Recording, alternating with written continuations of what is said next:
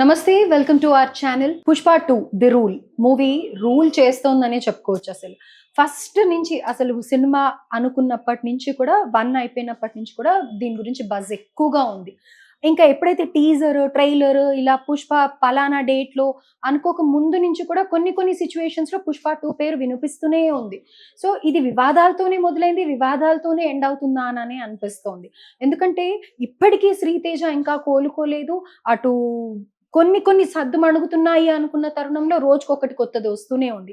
అయితే అల్లు అరవింద్ గారు నిన్న శ్రీతేజాని చూడటానికి హాస్పిటల్‌కి విజిట్ చేశారు. దీని గురించి ఇప్పుడు మళ్ళీ చర్చ మొదలైంది. ఇదేదో ముందే వెళ్ళుంటే బావుండేది కదా అని కొంతమంది వాదిస్తున్నారు. అసలు నిజంగా అల్లు అర్జున్ తప్పే చేశాడా? అల్లు అర్జున్ వల్లనే ఆఫ్‌కోర్స్ తప్పు అయినా కానీ ఇంతలా అల్లు అర్జున్‌ని టార్గెట్ చేయడానికి కారణం ఏంటి? ఎవరైనా కావాలని చేస్తున్నారా? దీని నుంచి బయటకొచ్చే ఛాన్సెస్ ఎలా ఉన్నాయి? ప్రస్తుతం మనతో పాటు మన స్టూడియోలో ఉన్నారు చిలగట్టు శ్రీకాంత్ గారు. వారితో మాట్లాడి పూర్తి వివరాలు తెలుసుకుందాం. నమస్తే సార్. నమస్తే సార్, సో చాలా లెంతీ ఇంట్రొడక్షన్ ఇచ్చేసాను అనుకుంటాను. కానీ ఏంటంటే నేను కూడా కొన్ని ఇంటర్వ్యూస్ చేస్తూ ఉన్నాను కాబట్టి నాకు ఈ ప్రశ్నలన్నీ ఉన్నాయన్నమాట.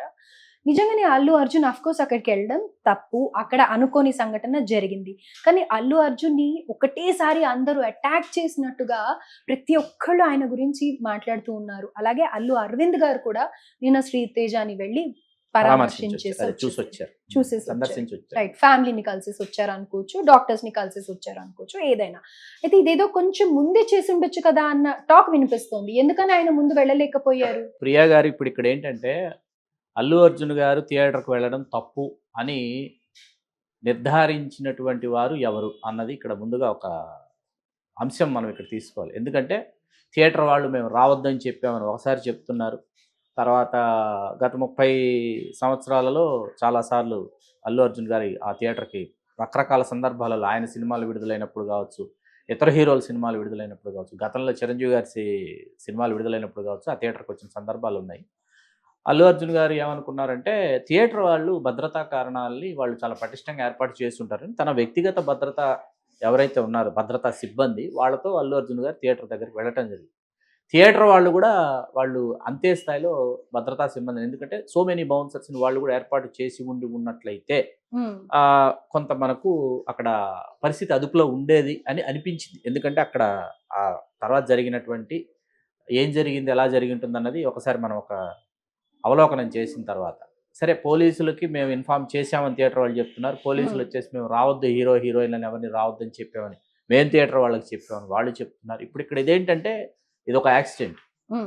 ఇక్కడ ఆర్య సినిమా విజయాత్రలకి మేమందరం కూడా వెళ్ళినప్పుడు మొత్తం ఆంధ్రప్రదేశ్, మొత్తం ఉమ్మడి ఆంధ్రప్రదేశ్లో తెలంగాణ ప్రాంతంకి వచ్చేటప్పటికి నల్గొండ జిల్లాకి వెళ్ళేటప్పటికి ఒక థియేటర్లో విద్యుత్ షాక్ గురై ఒక అభిమాని చనిపోవడం జరిగింది. 17-18 సంవత్సరాల అబ్బాయి.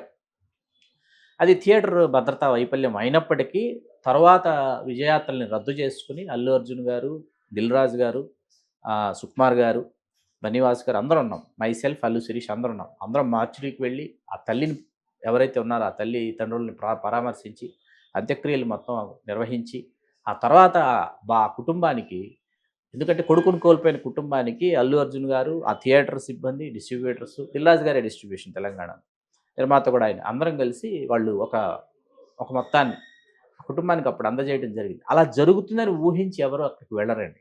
కానీ దానికి దీనికి డిఫరెన్స్ అనేది ఉంది. సో అంటే అప్పుడు సిచ్యువేషన్స్ వేరు, ఇప్పుడు సిచ్యువేషన్స్ వేరు. అదే చాలా ఇంపాక్ట్ క్రియేట్ చేశారు. ఎందుకంటే ఇప్పుడు ఇంపాక్ట్ క్రియేట్ చేశారు. ఎందుకు చేశారంటే అలా జరుగుతుందని ఎవరు ఊహించలే. ఒక యాక్సిడెంట్ జరిగింది. యాక్సిడెంట్ జరిగిన తర్వాత ఖచ్చితంగా ఈవేళ మనం రేవతి గారి ప్రాణాన్ని ఎవరూ తీసుకురాలేరు. రేవతి గారి ప్రాణాన్ని మనం ఎవరం కూడా రేవతి గారి ప్రాణాన్ని మనం తీసుకురాలేము. అయితే మీరు ఏమన్నారంటే ముందుగా ఎందుకు అరవింద్ గారు వెళ్ళలేదు అని మీరు ఇక్కడ ప్రశ్నని లేవనెత్తారు. ఇప్పుడు అక్కడ ఏంటంటే ఆ సంఘటన జరిగిన తర్వాత మీకు వెంటనే ఏంటంటే పోలీసులు కానీ ఏదైతే చట్టం ఏదైతే ఉందో అది తన పనిని తాను చేసుకునే దిశగా వాళ్ళకి ఎఫ్ఐఆర్ నమోదు చేయటం, కేసు ఫైల్ చేయటం, ఛార్జ్షీట్లో A1 నుంచి ఇప్పుడు A11 అల్లు అర్జున్ గారు అని చెప్పి వాళ్ళు అదంతా వాళ్ళు ప్రొసీజర్ చేసిన తర్వాత అసలు వెళ్ళకూడదు. ఇప్పుడు అలా అరవింద్ గారు వెళితే ఏమవుతుంది, లేకపోతే అల్లు అర్జున్ గారు వెళితే ఏమవుతుంది, పరిస్థితులు ఎట్లా ఉంటాయి. ఇప్పుడు అల్లు అర్జున్ గారు వెళ్ళటానికి లేదు, కేసు నడుస్తుంది కాబట్టి అల్లు అర్జున్ గారు వెళ్ళటానికి లేదు. ఆయన కేసులో ఉన్నారు. కేసులో ఉన్న పర్సన్స్ ఎవరైతే అక్యూజ్డ్గా పేర్కొంటారో టెంపర్ ఏదైనా కావచ్చు, వాళ్ళ అక్కడికి వెళ్ళారనుకోండి, వాళ్ళని ప్రభావితం చేస్తారు బాధితులని చెప్పేసి వీళ్ళు వెళ్ళడానికి ఉండదు. Exactly sir. అయితే ఇదే విషయము వైరల్ అవుతూ ఏమని అంటున్నారంటే, అల్లు అరవింద్ నీ కొడుకు జైల్లో కొన్ని గంటలు గడపడానికి వెళ్తేనే it is span of just 8 hours to 10 hours. దీనికే నువ్వు అంత తల్లడిల్లిపోయావు కదా. Hmm. మరి అక్కడ చిన్ని ప్రాణం, ఒక ఫ్యామిలీ మొత్తం పోయిందనే చెప్పుకోవాలి అసలు. ఇంకా వాళ్ళకి ఏంటి అనేది నెక్స్ట్ తెలీదు. సో అలాంటప్పుడు కనీసం రెస్పాన్స్ అల్లు కనీసం అర్జున్ నిన్నటి కానీ నిన్నటి వరకు కూడా అల్లు అర్జున్ గారే కదా మొదటి రోజు నుంచి నిన్నటి వరకు కూడా సింగపూర్ నుంచి ఇంజెక్షన్స్ తీసుకొచ్చి, సింగపూర్ నుంచి ఇంజెక్షన్స్ తీసుకురావాలంటే అల్లు అర్జున్ గారే కదా ఆ ఇంజెక్షన్స్ అక్కడి నుంచి వెంటనే ఫ్లైట్లో తీసుకొచ్చి శ్రీతేజ్ని ఎట్టి పరిస్థితుల్లో శ్రీతేజ్ని బ్రతికించి వెలుపలికి తీసుకురావాలని చెప్పి పోరాడుతున్నారు కదా. ఆ రోజు అంటే నుంచి లెట్ ఈ మీ రోజు కంప్లీట్ మై వరకు క్వశ్చన్. దాదాపు అరవింద్ గారు మీకు సంఘటన జరిగి 14 రోజులు అవుతుంది. మీకు సంఘటన జరిగిన తర్వాత ఈ 14 రోజులుగా అల్లు అర్జున్ గారే కదా ఆ వైద్య అవసరాలు కానీ, ఆ వైద్య ఖర్చులు కానీ అన్ని అల్లు అర్జున్ గారే కదా భరిస్తున్నారు. కానీ నిన్నటికి సెకండ్ డే నిన్న రెస్పాండ్ అయ్యారు అనేది నిన్నటికి ప్రజల్లో ఉండే నిన్నటికి నిన్న నిన్నటికి నిన్న ప్రభుత్వం, తెలంగాణ ప్రభుత్వం ఏముంది, ఎవరు మన సివి ఆనంద్ గారు ఏమన్నారంటే, ప్రభుత్వం ఇప్పటి నుంచి మేము ఖర్చులు భరించడానికి సిద్ధంగా ఉన్నాం నిన్న చెప్పారు. 14 రోజుల తర్వాత నిన్న చెప్పడం జరిగింది. ఇప్పుడు ఎప్పుడు స్పందించారు, ఎలా స్పందించారు అన్నదానికంటే ప్రియా గారు ఇక్కడ ఏమవుతుందంటే, ఎంత తొందరగా స్పందించారు అన్నదానికంటే ఈ సిచ్యుయేషన్ని అసలు మనం ఎట్లా దీన్ని మనం హ్యాండిల్ చేయాలి అంటే, మనం ఎప్పుడు రెస్పాండ్ అయ్యామన్నది కాదు, రెస్పాండ్ అయ్యారా లేదా. రెస్పాండ్ అవ్వని వాళ్ళు భారతదేశంలో చాలామంది ఉన్నారు. వాళ్ళ గురించి ఇప్పుడు మనం ఈ డిబేట్లో మనం మాట్లాడుకోదలుచుకోలేదు. అది ఇంకో రోజు సపరేట్ డిబేట్ పెట్టుకుందాం.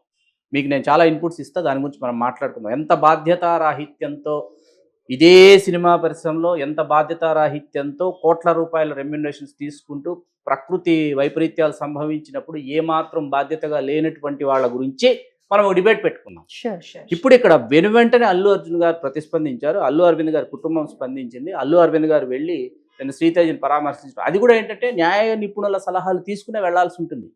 నేను ఇంకోటి అల్లు అర్జున్ గారు అక్కడికి వెళితే ఏమవుతుందంటే, సరే కేసు జరుగుతోంది, శ్రీతేజ్ని చూడాలి, పైగా ఏంటి శ్రీతేజ్ అల్లు అర్జున్ గారు వీరాభిమాని, శ్రీతేజ్ని పుష్ప అని పిలుస్తారని తండ్రి భాస్కర్ గారు చెప్తున్న నేపథ్యంలో అల్లు అర్జున్ గారికి ఖచ్చితంగా వెళ్ళాలని ఉంటుంది, వెళ్ళకూడదని కాదు. కానీ ఇప్పుడు ఇక్కడ ఏంటంటే, అక్కడికి వెళ్ళిన తర్వాత మరిన్ని భద్రతా కారణాలు అక్కడ తలెత్తుతాయి, ఇవే భద్రతా కారణాలు అక్కడ కూడా తలెత్తుతాయి, అందులో సందేహం ఏం లేదు.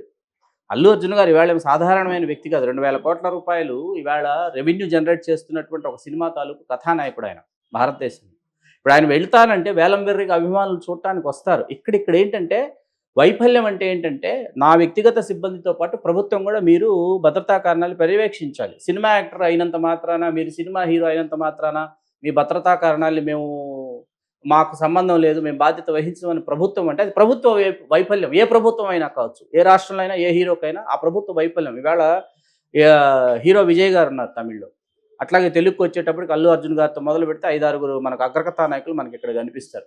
ఇట్లా మనకు కొంతమంది కథానాయకులు ఉన్నారు. వీళ్ళని ఖచ్చితంగా కాపాడుకోవాల్సిన బాధ్యత ప్రభుత్వాల మీద ఉంది. ఎందుకంటే 1,000 కోట్ల రూపాయలు రెవెన్యూ జనరేట్ చేస్తున్నటువంటి పర్సనాలిటీస్ వీళ్ళు.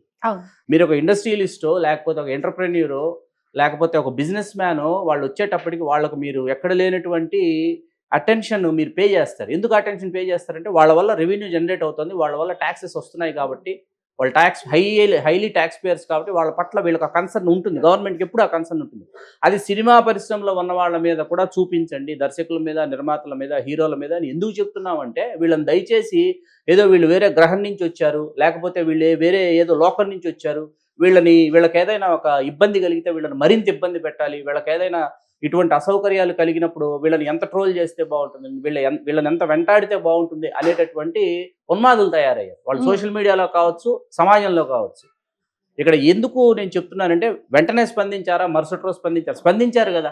స్పందించి 14 రోజులుగా ప్రాణాలతో అతన్ని తీసుకురావడానికి అల్లు అర్జున్ గారు కృషి చేస్తున్నారు కదా.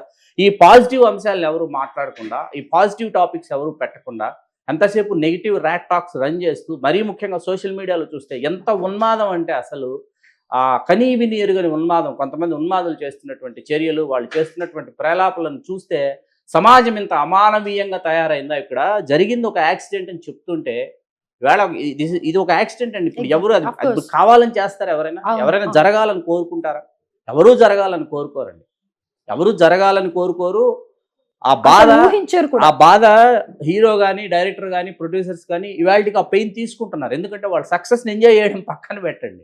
ఇప్పుడు సక్సెస్ టూర్స్ కూడా రద్దు చేశారు. ఏది ఆఫ్టర్ దిస్ స్టూపెండస్ హిట్ ఇంత బ్లాక్ బస్టర్ అయిన తర్వాత యూనివర్సల్గా తర్వాత సక్సెస్ టూర్స్ ప్లాన్ చేసుకున్నారు. ఆ సక్సెస్ టూర్స్ అన్నీ కూడా వాళ్ళు పక్కన పెట్టేశారు. ఎందుకు?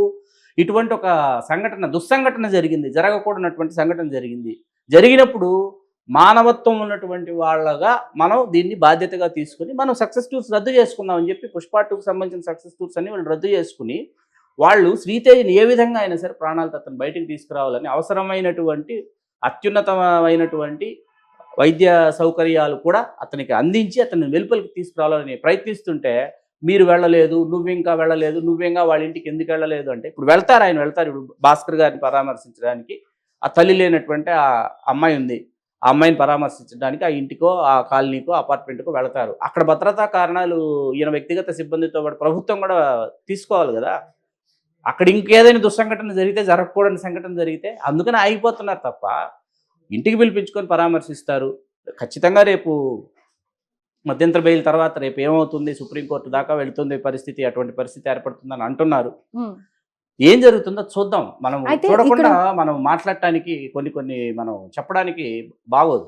రైట్. లాస్ట్ పాయింట్, మీరు ఇందాక అన్నారు సోషల్ మీడియా వేదికగా అదే పనిగా పని కట్టుకొని చేస్తున్నారు. అయితే అదే పనిగా పని కట్టుకొని రేవంత్ రెడ్డి గారు రాష్ట్ర సీఎం అని కూడా మర్చిపోయి ఆయన మీద ట్రోల్స్ చేస్తున్నారు. అది కూడా ఖచ్చితంగా దానిని కూడా నేను ఖండిస్తున్నాను. ఎందుకంటే బాధ్యతాయుతమైనటువంటి పదవిలో మరీ ముఖ్యంగా తెలంగాణ రాష్ట్ర ముఖ్యమంత్రి వర్యులు ఎవరైతే ఉన్నారో గౌరవనీయులు శ్రీ రేవంత్ రెడ్డి గారిని విమర్శిస్తున్నటువంటి విమర్శల్ని కూడా నేను ఖండిస్తున్నాను. ఎందుకంటే దానికి రేవంత్ రెడ్డి గారి బాధ్యత.